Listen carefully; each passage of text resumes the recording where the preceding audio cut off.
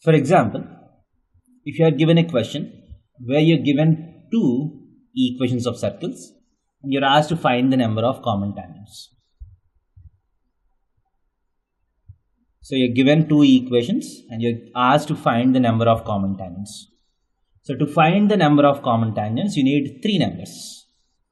The first number is the distance between the centers. The second number is the first radius and the second radius. If you can find these three numbers, depending on which condition that these three numbers satisfies, you can find the number of common tangents. So first, to find the distance, what is the center of the first circle? The center of the first circle is 3, 0, and the center of second circle is -3, -1. So what is the distance between the centers?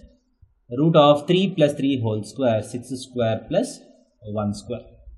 That is root of 37. It is slightly greater than 1, if you like to think about it.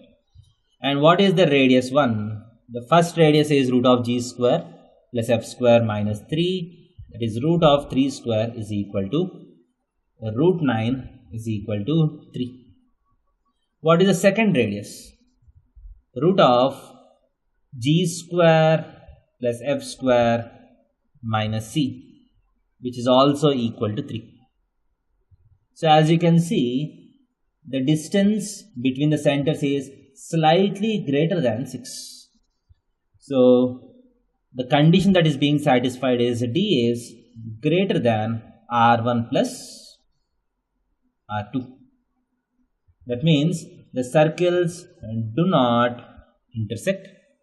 This means you have 4 common tangents, 2 DCTs plus 2 ACTs. That's the conclusion. Thank you.